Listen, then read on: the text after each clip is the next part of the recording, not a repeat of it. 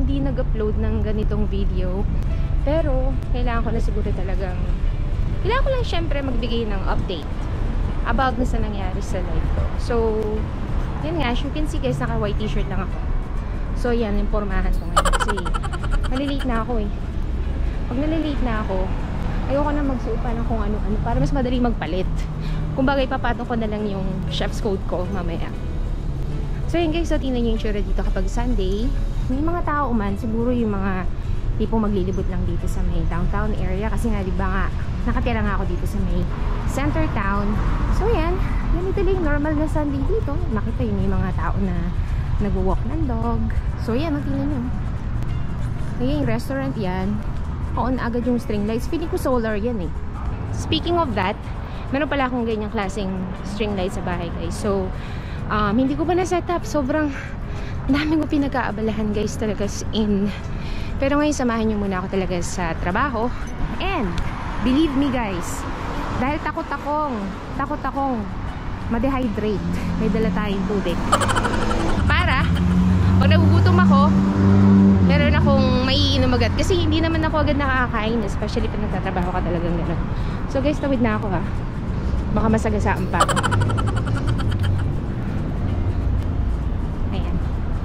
Ganito, pag Sunday, hindi rin masyadong madaming tao. Kasi syempre, pahinga yung mga mangilan-ngilan, yung mga tipong normal yung mga working hours nila. So ako, kung dati normal yung working hours ko from Monday to Friday, ngayon guys, nag-work na ako ng weekends. So, ang question, bakit nagtatrabaho na ako ng weekend?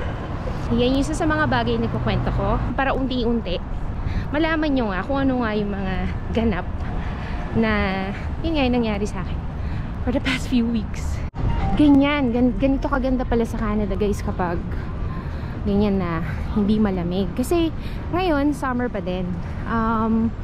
Unfortunately, mag-e-end na yung summertime on September 21st. Ganun lang kasaglit talaga yung summertime dito sa Canada guys. Kaya, kung mapapansin nyo ha, kahit naglalakad ka dito tapos kataasan yung araw, wala kang makikita na kapayong. Kasi guys, talaga yun yung hinihintay talaga ng mga Canadians eh. Kung magkaroon ng araw tapos ipapayong mo lang, di ba? Gustuhin ko magpayong para gumanda. Hindi ko magawa kasi nakakahiya eh. Hindi ko alam eh. Parang sayang nga naman. Yan guys, so ganyan yung tsura ng mga bus dito. So, medyo mahaba compared dun sa mga buses na makikita natin sa Pilipinas. So, tingnan nyo may Tesla oh. Ayan Tesla. Mastig nga yung motor niya oh. Tingnan mo, ganda no? So, yung mga ganyang klaseng mga rides, normal lang dito yan guys makikita mo dito sa Canada.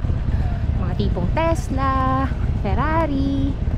Pero pag sa atin kasi, pag nakakita kang ganun, talagang wow. Wow din naman dito kasi hindi naman lahat makaka-afford ng ganung sasakyan eh. Pero, dito sa Canada, normal lang. Parang, kung maganda yung credit score mo, kaya mo bumili ng ganun. Kung yun yung priority mo, kasi iba-iba naman tayo ng priority. Marami ring tao, may mga tourists kasi ano rin to eh, tourist spot. May mga tent pa dyan, no? Mga setup lang yung tent guys, tingnan nyo. Pwede ka mag-chill. Ah, diba? Nice, no? Yan, no? Tingnan nyo, dami tao, no? Saya nila eh, no? Sana oil. Sana oil, ganyan. Diba? So, ito yung medyo ghetto na part. Yung pababa. So, dadaan na naman tayo dito ngayon. And, let's see. Oh, I'm sorry. Ganda ng hair ni ate. Diba? Yun guys, so sa may kanan. Yan sila. Yan yung tambayan. So, ganyan talaga dito guys sa may bandang downtown. Yan o, nakikita nyo sa sounds pa sila. Teka lang guys, tawid na tayo. Malilate na ako. So, yan. Gawin natin. Doon tayo sa harap ng hotel. Kasi late na ako. So, yan. Ito yung lakaran. Papasok dun sa mismong harap ng hotel. Kung ayaw mong dumaan doon sa employees entrance. Kasi meron kaming ganun guys, meron kaming employees entrance. Doon lang kami allowed na mag-enter tsaka mag-exit. Pero dahil late na ako, medyo pasaway. Dito tayo dadaan guys. And guys, so we're here. Ito yung actually yung employees entrance. So ito yung sinasabing employees entrance. Kailangan mo ng ganitong badge para makapasok. So kung employee ka, meron kang ganyan. So yung sabihin, you can already enter. So, papasok ka. Ayan, employee ka. Itsura dito sa loob ng hotel. So, let's go. Baba na tayo. Bababa tayo, papunta sa ating locker room.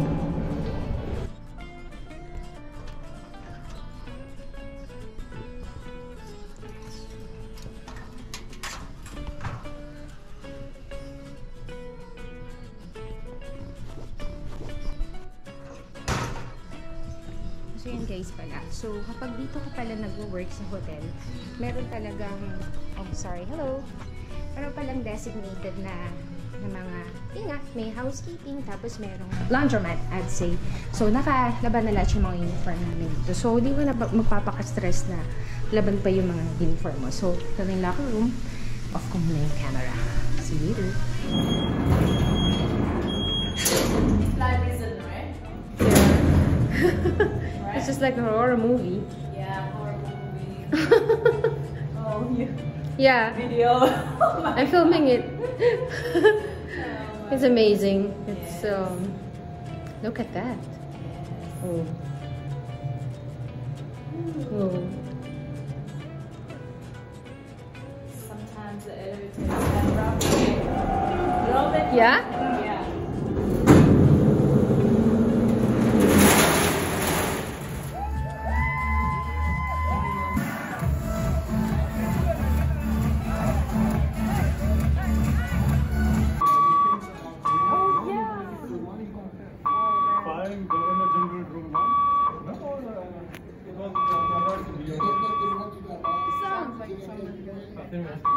You have to leave? Because it says Do they actually have to? Semana a vida vous avoir permis de partager ce moment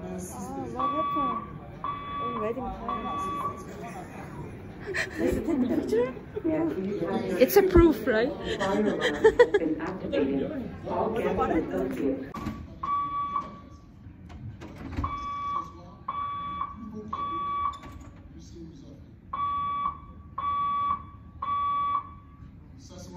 Ladies and gentlemen, may I please have your attention?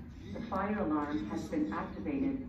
All guests and associates are requested to evacuate the premises using the nearest emergency exit. A few moments later.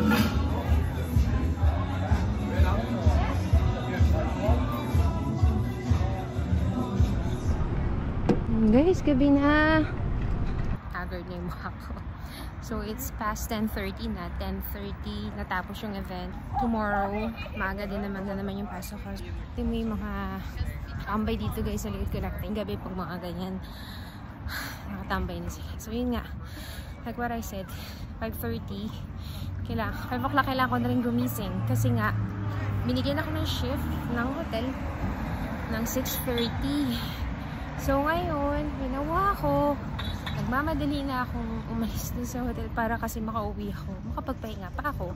Tsaka makatulog ako ng medyo mahaba-haba. So, kinukuha ko na rin yung mga shift ko ngayon guys eh. Kinukuha ko na. Kasi sayang naman. Have a good night. Bye! Good morning guys. It's 37 in the morning and yan, papasok na naman ako. Konting tulog lang. Tapos, ngayon mapasok na ulit ako sa work. So, ganito talaga dito sa Canada. Kayod. Kahit ng kayod, trabaho ng trabaho. So, hindi madali. So, ibig sabihin, hindi porket nasa Canada ka, marami kang pera kasi,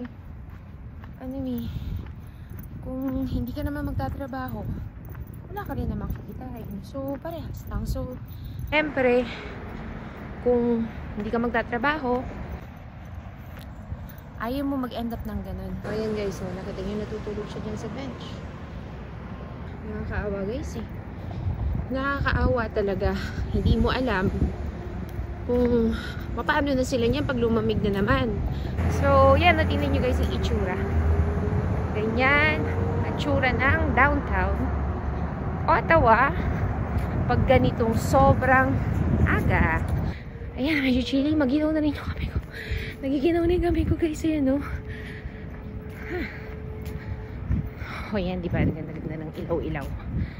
So, nandito tayo sa mismong pinaka-core, yung pinaka-sentro ng downtown. Yung pinagalingan natin, yun ang financial district. So, ito yung parang, ito yung mga government establishments. Ayan. So, yan, yung building na yan, yung Senate Hall. So, ito naman yung hotel. I think alam niyo na kung ano to. So, bababa tayo doon sa underpass. 6:30 yung pasok ko. So, yun nga, yung mga walang bahay, yung walang tirahan, makikita nyo pang mga ganitong umaga, natutulog yan sa mga gilid-gilid. So, yan, bababa na tayo. Let's see.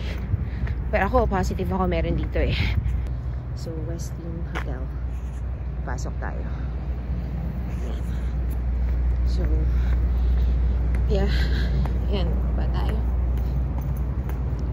First time ko to mag-breakfast sa hotel. So, yung breakfast nila, yung sa buffet na breakfast sa hotel, yung complimentary breakfast kapag naka-check-in ka. So, depende din dun sa hinuha mo na reservation. Kung meron bang unlimited breakfast, may buffet in the morning. So, yun. Dun ang trabaho ko ngayong umaga na to. So, medyo matahimik dito sa labas ng hotel. Walang masyadong sasakit kasi nga sobrang aga pa. So, pasok tayo. Yeah. Pasok tayo doon sa entrance. Kasi, hindi kasi talaga, ano tawag dito, hindi siya, automatic siya